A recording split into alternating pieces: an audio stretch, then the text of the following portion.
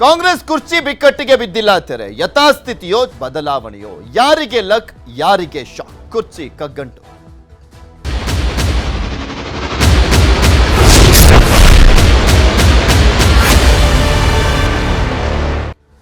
ಅಧಿವೇಶನದ ಸಂದರ್ಭದಲ್ಲೂ ಯಾವ ರೀತಿಯಾಗಿ ಕುರ್ಚಿ ಕಚ್ಚಾಟ ಬಣ ರಾಜಕೀಯ ಅನ್ನುವಂಥದ್ದು ತಾರಕಕ್ಕೇರಿ ಎಲ್ಲಿವರೆಗೂ ಮಾತಿನ ದಾಳಿಗಳು ಮುಂದುವರೆದಿದ್ದು ಎರಡೂ ಬಣಗಳಿಂದ ನೀವು ನೋಡಿದ್ದೀರಾ ನಾವು ವೋಟ್ ಚೋರಿ ವಿಚಾರಕ್ಕೆ ಸಂಬಂಧಪಟ್ಟಂತೆ ದೆಹಲಿಗೆ ನಾಯಕರೆಲ್ಲ ಹೋಗಿದ್ರು ಈ ಸಂದರ್ಭದಲ್ಲಿ ಹೈಕಮಾಂಡ್ ನಾಯಕರನ್ನ ಭೇಟಿಯಾಗಿದ್ದಾರೆ ಈ ಸಂದರ್ಭದಲ್ಲಿ ಏನಾದರೂ ಚರ್ಚೆ ಆಯ್ತಾ ಅನ್ನುವಂಥ ಒಂದು ಕುತೂಹಲ ಮತ್ತು ಒಂದ್ ಕಡೆ ಯಾವುದೇ ತೀರ್ಮಾನವನ್ನ ಕೈಗೊಳ್ಳಬೇಕು ಅಂದ್ರೂ ಅದು ರಾಹುಲ್ ಗಾಂಧಿ ಅವರೇ ಕೈಗೊಳ್ಳಬೇಕಾಗಿದೆ ಅನ್ನುವಂಥ ಪರಿಸ್ಥಿತಿ ಕೂಡ ನಿರ್ಮಾಣವಾಗಿದೆ ಸೊ ಹೀಗಾಗಿ ರಾಹುಲ್ ಗಾಂಧಿ ಅವರು ಏನ್ ತೀರ್ಮಾನ ಕೈಗೊಳ್ತಾರೆ ಅನ್ನುವಂಥದ್ದೇ ಈಗಿರುವಂಥ ಪ್ರಶ್ನೆ ಕಾಂಗ್ರೆಸ್ ಗದ್ದುಗೆ ಗುದ್ದಾಟಕ್ಕೆ ಇನ್ನೂ ಕೂಡ ತೆರೆ ಬಿದ್ದಿಲ್ಲ ಅಧಿವೇಶನ ಮುಗಿಯೋವರೆಗೂ ಕೂಡ ಅದಕ್ಕೆ ತೆರೆ ಬೀಳೋದೂ ಇಲ್ಲ ವರಿಷ್ಠರ ಅಂಗಳಕ್ಕೆ ಕುರ್ಚಿ ಕದನದ ಚೆಂಡು ಹೋಗಿದೆ ಸಂಕ್ರಾಂತಿ ಯಾರಿಗೆ ಸಿಹಿ ಯಾರಿಗೆ ಕಹಿ ಅನ್ನುವಂಥದ್ದಕ್ಕೆ ಸಂಕ್ರಾಂತಿಯ ಒಳಗಡೆನೆ ಉತ್ತರ ಸಿಗುತ್ತೆ ನಾಯಕತ್ವ ಬದಲಾವಣೆನೋ ಅಥವಾ ಯಥಾಸ್ಥಿತಿನೋ ಹೈಕಮಾಂಡ್ ನಿರ್ಧಾರ ಅಂತ ಹೇಳ್ತಾ ಇದ್ದಾರೆ ಮುಖ್ಯಮಂತ್ರಿಗಳು ಉಪಮುಖ್ಯಮಂತ್ರಿಗಳು ಇನ್ನು ಡಿ.ಕೆ. ಶಿವಕುಮಾರ್ ಅವರ ಬಣದವರಾಗಿರುವಂಥ ಇಕ್ಬಾಲ್ ಹುಸೇನ್ ಜನವರಿ 6ನೇ ತಾರೀಕು ಡಿ.ಕೆ. ಶಿವಕುಮಾರ್ ಅವರು ಮುಖ್ಯಮಂತ್ರಿಗಳಾಗ್ತಾರೆ ಅಂತ ಹೇಳ್ತಾ ಇದ್ದಾರೆ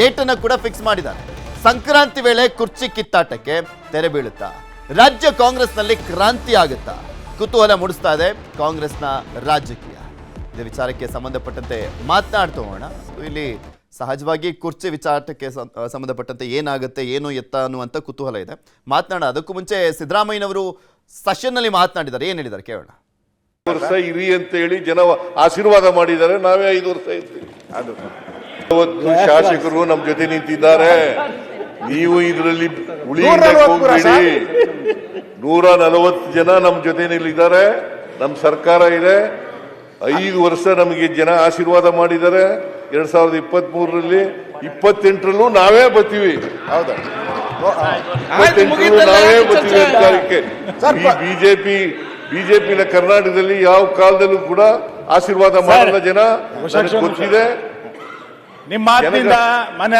ಮುಖ್ಯಮಂತ್ರಿಗಳೇ ನಿಮ್ಮ ಮಾತಿನಿಂದ ಪರಮೇಶ್ವರ್ ಅವರಿಗೆ ಬಹಳ ಬೇಜಾರಾಯ್ತು ಬರೋಣ ಅಂತ ಆಸೆ ಪಡ್ತಾ ಇದ್ರು ನೀವು ಈಗ 2 ಸಾರಿ ಅಧಿಕಾರ ಮಾಡಿ 2 ಸಾರಿ ಅಧಿಕಾರ ಮಾಡಿದ್ದೀರಿ ಯಾವತ್ತಾರು ಜನರ ಆಶೀರ್ವಾದ ಪಡ್ಕ ಬಂದಿದ್ದೀರ ನೀವು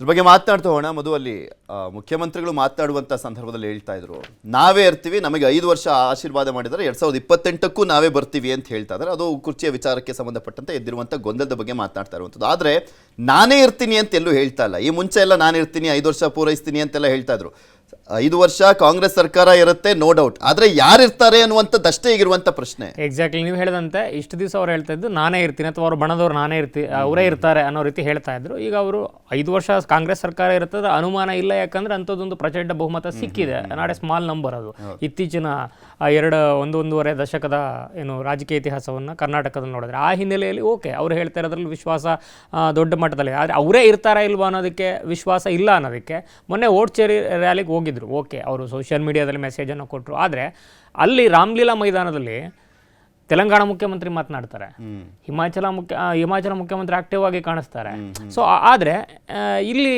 ಇವರ ಒಂದು ವಿಸಿಬಿಲಿಟಿ ಇದೆಯಲ್ಲ ಅದು ಅಷ್ಟರ ಮಟ್ಟಿಗೆ ವೈಬ್ರೆಂಟಾಗಿ ಕಾಣಿಸಲ್ಲ ವೆರಾಸ್ ಅವರು ಲಂಚಲ್ಲೂ ಕೂಡ ಭೋಜನ ಕೂಟ ಏನಿತ್ತು ಸೋನಿಯಾ ಗಾಂಧಿ ಅವರು ಡಿ.ಕೆ. ಶಿವಕುಮಾರ್ ಅವರು ಖರ್ಗೆ ಅವರ ಜೊತೆಗೆ ನಡೆದಂಥ ಭೋಜನ ಕೂಟದಲ್ಲಿ ಡಿ.ಸಿ.ಎಂ ಕಾಣಿಸ್ಕೋತಾರೆ ಕಂಫರ್ಟಬಲ್ ಆಗಿ ಸಿ.ಎಂ ಯಾಕೆ ಕಾಣಿಸ್ಕೊಳ್ಳಿಲ್ಲ ಅನ್ನುವಂಥದ್ದು ಕೂಡ ಇನ್ನೂ ಕುತೂಹಲ ಇದೆ ಹಲವರಿಗೆ ಈ ಎಲ್ಲ ಗೊಂದಲ ಗುದ್ದಾಟಗಳ ನಡುವೆ ಶಾಸಕರು ಸಚಿವರು ಹೈರಾಣ ಹೋಗಿರೋದು ಅಂತ ಹೌದು ಈಗ BJP ಅವರು ಅಲ್ಲೇ ಸೆಷನ್ನಲ್ಲಿ ಕೇಳ್ತಾ ಇರೋದಿರ್ಬೋದು ಅಥವಾ ಜನರು ಒಂದಷ್ಟು ಜನ ಗೊಂದಲದಲ್ಲಿರ್ಬೋದು ಅಥವಾ ಸ್ವತಃ ಅದೇ ಪಕ್ಷದ ಜನಪ್ರತಿನಿಧಿಗಳ ಗೊಂದಲದಲ್ಲಿರ್ಬೋದು ಎಲ್ಲರೂ ಕೂಡ ಇರುವಂಥ ಗೊಂದಲ ಒಂದೇ ಸಿದ್ದರಾಮಯ್ಯ ಅವರು ಉಳಿತಾರ ಅಥವಾ ಇಳಿತಾರ ಅನ್ನುವಂಥ ಗೊಂದಲ ಆ ಗೊಂದಲದ ಬಗ್ಗೆ ಸ್ವತಃ ಸಿದ್ದರಾಮಯ್ಯ ಅವರು ಗೊಂದಲ ಇದೆ ಅನ್ನುವಂಥದ್ದು ಅವರು ಭೋಜನ ಕೂಟವನ್ನು ಸ್ಕಿಪ್ ಮಾಡಿರೋದ್ರಲ್ಲಿರ್ಬೋದು ಅಥವಾ ವೋಟ್ ಚೋರಿ ರ್ಯಾಲಿಯಲ್ಲಿ ಡಿ.ಸಿ.ಎಂ ಅವರಿಗೆ ಸಿಕ್ಕಂಥ ವಿಸಿಬಿಲಿಟಿ ಇವರು ಆಕ್ಟಿವ್ ಆಗಿ ಯಾಕೆ ಪಾರ್ಟಿಸಿಪೇಟ್ ಮಾಡಲಿಲ್ಲ ಅನ್ನೋದ್ರಲ್ಲಿರ್ಬೋದು ಅಥವಾ ಈಗ ಮಾತನಾಡ್ತಾ ಇರೋವಂಥ ದಾಟಿಯಲ್ಲಿರ್ಬೋದು ಎಲ್ಲದರಲ್ಲೂ ಕೂಡ ಅದು ಇಂಪ್ರೆಷನ್ಸ್ ಕಾಣಿಸ್ತಾ ಹೋಗ್ತಿದೆ ಅಟ್ ದ ಸೇಮ್ ಟೈಮ್ ಜರ್ಮನಿಯಿಂದ ವಾಪಸ್ಸಾದ ನಂತರ ಏನೋ ಒಂದು ನಿರ್ಧಾರ ಆಗುತ್ತೆ ಈಗ ಜರ್ಮನ್ ಪ್ರವಾಸಕ್ಕೆ ರೆಡಿ ಆಗಿದ್ದಾರೆ ರಾಹುಲ್ ಗಾಂಧಿ ಅವರು ಅಲ್ಲಿಂದ ವಾಪಸ್ಸಾದ ನಂತರ 21, 22 ಆಫ್ಟರ್ ದಟ್ ಶಾಸಕಾಂಗ ಪಕ್ಷದ ಸಭೆಯೂ ಕೂಡ ಆಗುತ್ತೆ ಆ ಸಭೆಗೆ AICC ವೀಕ್ಷಕರು ಕೂಡ ಬರ್ತಾ ಇದ್ದಾರೆ ಅನ್ನುವಂಥದ್ದೇ ಕುತೂಹಲ ಈಗ ಏನಾದರೂ ಸಮಥಿಂಗ್ ಗೊಂದಲಗಳಿದೆ ನಾಯಕತ್ವ ಅಂತಂದರೆ ಒಂದೋ 3-4 ಜನ ಕರೆದು ಮಾತನಾಡಿಸುವಂಥದ್ದು ಇರ್ಬೋದು. ಈಗ ಇವರು ದೆಹಲಿಯ ಆಹ್ವಾನದ ವಿಚಾರವಾಗಿಯೂ ಕೂಡ ಸಿದ್ದರಾಮಯ್ಯ ಅವರು ಹೇಳ್ತಾ ಇದ್ದಿದ್ದು ಒಂದೇ ಮಾತು, ನಮ್ಮನ್ನು ಯಾರು ಕರೆದಿಲ್ಲ ರೀ, ಕರೆದ್ರೆ ಹೋಗ್ತೀವಿ ಅಂತ. ಸೊ ಈಗ ಅವರು ಹೋಗಿ ಬಂದಿದ್ದು ಬಹುಶಃ ಲೈಕ್ ವೋಟ್ ಚೋರಿ ರ್ಯಾಲಿಯ ಪಾರ್ಟ್ ಆಫ್ ದ ವೋಟ್ ಚೋರಿ ರ್ಯಾಲಿ, ಅದಕ್ಕೋಸ್ಕರ ಹೋಗಿದ್ದೀನಿ ಬಂದಿದ್ದೀನಿ ವಾಪಸ್ಸು ಅನ್ನೋ ಥರ ಇತ್ತಾ, ಅಥವಾ ಕರೆದಿದ್ರೆ ನಿಜವಾಗ್ಲೂ ಸಾಂಕೇತಿಕ ಪ್ರತಿನಿಧಿಸಿದಂಗ ಹೋದಂಗೂ ಆಗಬೇಕು.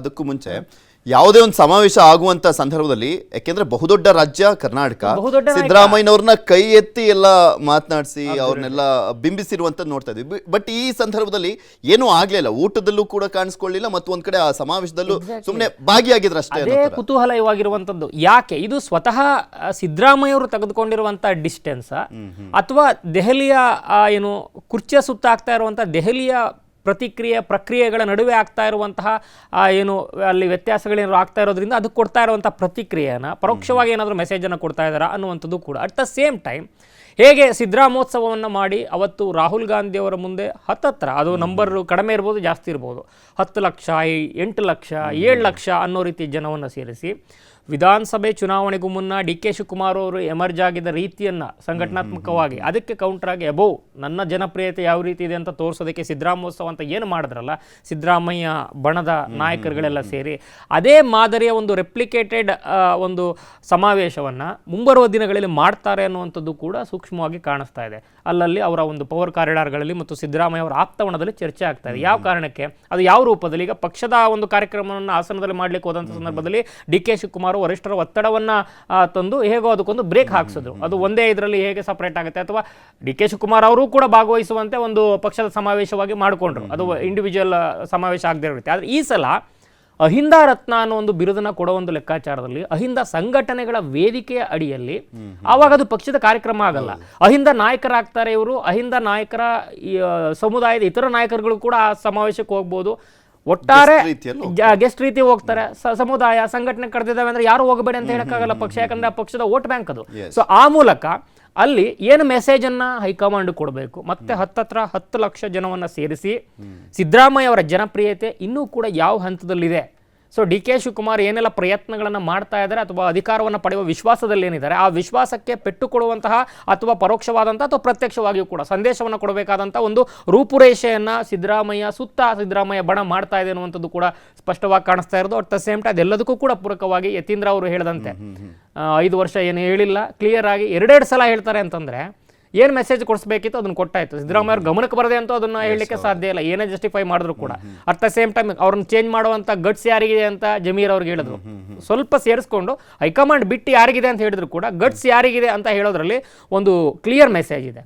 ಸೊ ಈ ಅಹಿಂದ ಸಮಾವೇಶ, ಅಹಿಂದ ರತ್ನ ಬಿರುದು, ಅದಾದ ಮೇಲೆ ಒಂದು ಶಾಸಕಾಂಗ ಪಕ್ಷದ ಸಭೆ, ವೀಕ್ಷಕರ ಆಗಮನ, DCM ಡಿ ಕೆ ಶಿವಕುಮಾರ್ ಅವರಿಗೆ ರಾಹುಲ್ ಗಾಂಧಿ ಅವರು ಸಿಗ್ತಾನೆ ಇಲ್ಲ, ಸುಮ್ಮನೆ ಇವೆಲ್ಲ ಆಪ್ಟಿಕ್ಸು ಮೀಡಿಯಾ ನರೇಟಿವ್ಸ್ ಅಂತ ಹೇಳ್ತಾ ಇದ್ದಂಥ ಸ್ಥಿತಿಯಲ್ಲಿ ಆಗಿರುವಂಥ ಭೋಜನಕೂಟ, ಅಲ್ಲಾಗಿರುವಂಥ ಆಪ್ತ ಚರ್ಚೆ, ಅದಾದ ಮೇಲೆ ಡಿ ಕೆ ಶಿವಕುಮಾರ್ ಅವರು ಕೊಟ್ಟಿರುವಂಥ ಹೇಳಿಕೆ ಏನಾಗುತ್ತೆ ಅದೆಲ್ಲವನ್ನು ಕೂಡ ಮೀಡಿಯಾ ಮುಂದೆ ಹೇಳಬೇಕು ಅಂತಿಲ್ಲ, ಎಲ್ಲರ ಮುಂದೆನೂ ಹೇಳಬೇಕು ಅಂತಿಲ್ಲ. ನಮ್ಮ ಸೋನಿಯಾ ಗಾಂಧಿಯವರು, ನಮ್ಮ ರಾಹುಲ್ ಗಾಂಧಿಯವರು, ನಮ್ಮ ಖರ್ಗೆ ಅವ್ರ ನಡುವೆ ಆಗಿರುವಂಥ ಮಾತುಕತೆ, ಅದನ್ನು ನಾನು ಹೇಳಕ್ಕೆ ಸಾಧ್ಯ ಇಲ್ಲ, ಹೇಳಬೇಕು ಅಂತಲೂ ಇಲ್ಲ ಅಂತ ಹೇಳಿದ್ದಾರೆ. ಸೊ ಈ ಹಿನ್ನೆಲೆಯಲ್ಲಿ ಸಂಕ್ರಾಂತಿಗೆ ಒಂದು ಸ್ಪಷ್ಟ ಚಿತ್ರಣ ಸಿಗುತ್ತಾ, ಯಾಕಂದರೆ ಡಿಸೆಂಬರ್ಗೆ ಮುಗಿಯೋದ್ರಿಂದ ಅವರ ದೇವರಾಜ್ ಅರಸು ಅವರ ಒಂದು ದಾಖಲೆ ಬಜೆಟ್ಗೂ ಮುಂಚೆನ ಬಜೆಟ್ ನಂತರವ ಅನ್ನೋ ರೀತಿ ಒಂದು ಕಾಣಿಸ್ತಾ ಇದೆ. ಪಟೇಲ್ರೆ, ಇಲ್ಲಿ ಮಧು ಹೇಳ್ದಂತೆ ಪ್ರಮುಖವಾಗಿ ಊಟದಲ್ಲಿ ಭಾಗಿಯಾಗಿರಲಿಲ್ಲ, ಸಮಾವೇಶದಲ್ಲೂ ಕೂಡ ಕಾಟಾಚಾರಕ್ಕೆ ಹೋಗಿ ಬಂದ ರೀತಿಯಲ್ಲಿ ಯಾವುದೇ ರೀತಿಯಾದಂಥ ಅಸಮಾಧಾನ ಇಲ್ಲ ಅನ್ನುವಂಥದ್ದನ್ನ ತೋರಿಸ್ಕೊಳ್ಳುವಂಥ ಕೆಲಸ ಮಾಡಿದ್ರು ಕೂಡ ಅಲ್ಲಿ ಎರಡೂ ಕಡೆನೂ ಕೂಡ ಹೈಲೈಟ್ ಆಗದೆ ಇರುವಂಥದ್ದು ಸಿದ್ದರಾಮಯ್ಯನವರು ತೋರಿಸಿರುವಂಥ ಅಸಮಾಧಾನನ ಅಂತ, ಮತ್ತೊಂದು ಕಡೆ ರಾಹುಲ್ ಗಾಂಧಿ ಅವರಿಗೆ ಇರುವಂಥ ಆಪ್ಷನ್ ಯಾರನ್ನ ಕನ್ವಿನ್ಸ್ ಮಾಡ್ತಾರೆ ಅನ್ನುವಂಥದ್ದು ಅಷ್ಟೇ ಅನ್ಸುತ್ತೆ. ಪೃಥ್ವಿ, ಅವತ್ತು 10 ಗಂಟೆಗೆ ಫ್ಲೈಟ್ ಇತ್ತು. ವಾತಾವರಣ ಕಂಡೀಷನ್ ಸರಿಯಿಲ್ಲ ಅಂತೇಳಿ 1.5 ಗಂಟೆ ಫ್ಲೈಟ್ ಡಿಲೇ ಆಗಿದೆ. 10 ಗಂಟೆಗೆ ಹೋಗಿ ಅವರು ACC ಇಂದಿರಾ ಭವನಕ್ಕೆ ಹೋಗಿ ಎಲ್ರಿಗೂ ಮಧ್ಯಾಹ್ನ ಲಂಚ್ ವ್ಯವಸ್ಥೆ ಮಾಡಲಾಗಿತ್ತು. 500 ಜನ ನಾಯಕರುಗಳಿಗೆ ಲಂಚ್ ನಂತರ ಎಲ್ಲರೂ ಬಸ್ಸಲ್ಲಿ ಬರೋದು ಅಂತೇಳಿ ಒಂದು ವ್ಯವಸ್ಥೆಯನ್ನು ಮಾಡಿದ್ವಿ. ನಾವು ಚೆಕ್ ಮಾಡಿದ್ವಿ, ಯಾಕೆ ಲೇಟಾಗಿ ಹೋದರು ಅಥವಾ ಇವ್ರು ಯಾಕೆ ಅಲ್ಲಿ ಇರಲಿಲ್ಲ ಅನ್ನೋದನ್ನ ಭಾಳಷ್ಟು ಜನ ಚೆಕ್ ಮಾಡಿದ್ವಿ. ನಾವು ಚೆಕ್ ಮಾಡೋ ಸಂದರ್ಭದಲ್ಲಿ 10 ಗಂಟೆಗೆ ಇವರು ಫ್ಲೈಟು ಟೇಕಪ್ ಆಗಬೇಕಾಯಿತು. 11:15 ಟೇಕಪ್ ಆಯ್ತದೆ. ಮತ್ತೆ 1 ಅವರು ಮತ್ತೆ ಅಲ್ಲಿ ಹೋಗ್ಲಿಕ್ಕೆ ಸುಮಾರು 2 ಗಂಟೆ ತಡ ಆಗಿರ್ತಕ್ಕಂಥದ್ದು. ಇವರು ಆಗಸ್ಟ್ ಒಳಗಡೆ ಇಂದಿರಾ ಭವನದಲ್ಲಿ ಊಟ ಎಲ್ಲ ಮುಗಿದು ಎಲ್ಲ ಬಂದು ಇಲ್ಲಿ ಗ್ಯಾದರ್ ಆಗಿದ್ರು. ಸಿದ್ದರಾಮಯ್ಯವರು ಲೇಟಾಗಿ ಹೋಗಿದ್ದು ಕಾರಣ ಫ್ಲೈಟು ಇಲ್ಲಿ ಟೇಕಪ್ ಆಗಿದ್ದು 1.5 ಗಂಟೆ ಬ್ಯಾಡ್ ವೆದರಿಂದ. ಮತ್ತು ಅಲ್ಲಿ ಡೆಲ್ಲಿಯಲ್ಲಿ ಅಲ್ಲಿಂದ ಅಲ್ಲಿ 1 ಗಂಟೆ ಲೇಟ್ ಆಗಿರ್ತಕ್ಕಂಥದ್ದು. ಅದಾದ ಬಳಿಕ ಅವ್ರದ್ದೇ ಟೀಮ್ ಜಾರ್ಜು ಮತ್ತು ಒಂದಷ್ಟು ಸಚಿವರು ಒಟ್ಟಿಗೆ ಹೋಗಿದ್ದರು. ಮತ್ತು ಅಲ್ಲಿಂದ ರಾತ್ರಿ ಬೆಳಗಾವಿಗೆ ಬಂದಿರತಕ್ಕಂಥದ್ದು. ಇದು ಒಂದು ಭಾಗ. ಮತ್ತೊಂದು ಕಡೆ ಈಗಾಗಲೇ ರಾಹುಲ್ ಗಾಂಧಿಯವರು ಇದೇ 15ರಿಂದ ಜರ್ಮನಿ ಹೋಗ್ತಿದ್ದಾರೆ 22ರ ತನಕ. ಜರ್ಮನಿ ಮುಗಿಸಿ ಮತ್ತೆ ಕ್ರಿಸ್ಮಸ್ ಹಾಲಿಡೇಸ್ಗೆ ಹೋಗ್ತಿದ್ದಾರೆ. ಅಮೆರಿಕ ಹೋಗೋ ಚಾನ್ಸಸ್ ಇರ್ತಕ್ಕಂಥ ಮತ್ತು 28ಕ್ಕೆ ಬರ್ತಾರೆ. ನಂತರ 22, 23 ನಂತರ ಕೆ.ಸಿ. ವೇಣುಗೋಪಾಲ್ರವರು ಸಂಸದೀಯ ಮಂಡಳಿಯ ಅಧ್ಯಕ್ಷರು ಅವರೇ ಆಗಿದ್ದರಿಂದ ಸಂಸದೀಯ ಮಂಡಳಿಯ ಸದಸ್ಯರ ಒಂದು ವಿದೇಶ ಪ್ರವಾಸ ಅಧ್ಯಯನ ಪ್ರವೇಶ ವಿದೇಶದಲ್ಲಿ ಇರ್ತಕ್ಕಂಥದ್ದು. ಹಾಗಾಗಿ ಬಹುಶಃ ಮಧು ಹೇಳ್ದಂಗೆ ಎಲ್ಲವೂ ಕೂಡ ಪಿಕ್ಚರ್ ಇರ್ತಕ್ಕಂಥದ್ದು ಸಂಕ್ರಾಂತಿಯವರು ಈಗಾಗಲೇ 6 ಅಥವಾ 9 ಅಂತ ಡೇಟನ್ನು ಕೊಟ್ಟಿದ್ದಾರೆ. ನಾನು ಯಾವಾಗಲೂ ಹೇಳ್ತಿರ್ತೀನಿ, ಒಬ್ಬ ಗ್ರಾಮ ಪಂಚಾಯತಿ ಅಧ್ಯಕ್ಷನ ಕೂಡ ಬದಲಾವಣೆ ಮಾಡೋಕ್ಕೆ ಕೂಡ 2ರಿಂದ 3 ತಿಂಗಳು ಹಿಡಿದು. ಇದು ಮುಖ್ಯಮಂತ್ರಿ ಹುದ್ದೆ ಅಷ್ಟು ಸುಲಭದ ಹಾದಿ ಅಲ್ಲ. ಮತ್ತೊಂದು ಕಡೆ ದೇಶದಲ್ಲಿ ಹಲವಾರು ಲೆಕ್ಕಾಚಾರಗಳು ನಡೀತಿರ್ತಕ್ಕಂಥ ಭಾರತೀಯ ಜನತಾ ಪಕ್ಷದವರೀಗ ಯಾವ ರಾಹುಲ್ ಗಾಂಧಿಯವರು OBC ಮಂತ್ರ ಪಠಿಸ್ತಿದ್ದಾರೆ, ಆ OBC ಮಂತ್ರಕ್ಕೆ ತಿರುಗೇಟು ಕೊಡಲಿಕ್ಕೆ ಈಗಾಗಲೇ ದೇಶಾದ್ಯಂತ ಸಂಜಯ್ ಶರೋಗಿ ಬಿಹಾರದ ರಾಜ್ಯಾಧ್ಯಕ್ಷ BJP ರಾಜ್ಯಾಧ್ಯಕ್ಷ ಅವರು ಕೂಡ OBC ಸಮುದಾಯಕ್ಕೆ ಬರ್ತಾರೆ. ಇನ್ನು ರಾಷ್ಟ್ರೀಯ ಕಾರ್ಯದರ್ಶಿ ಆಗಿರ್ತಕ್ಕಂಥ ನಬೀನ್ ಅವರು ಕೂಡ ಗುಜರಾತ್ ಮತ್ತು ಕೆಲವು ಸ್ಟೇಟ್ಗಳಲ್ಲಿ ಅವರು ಜನರಲ್ ಅಂತ ಕೆಟಗರಿ ಅಂತ ಹೇಳಿದ್ರು ಕೂಡ ಗುಜರಾತ್ ಸೇರಿದಂತೆ ಕೆಲವು ರಾಜ್ಯಗಳಲ್ಲಿ ಅವರು OBC ಸಮುದಾಯಕ್ಕೆ ಸೇರ್ಪಡೆ ಆಗ್ತಾರೆ. ಇನ್ನು ಪಂಕಜ್ ಚೌಧರಿ ಕೂಡ ಉತ್ತರ ಪ್ರದೇಶದ BJP ರಾಜ್ಯಾಧ್ಯಕ್ಷ ಕೂಡ OBC ಬರ್ತಿದ್ದಾರೆ.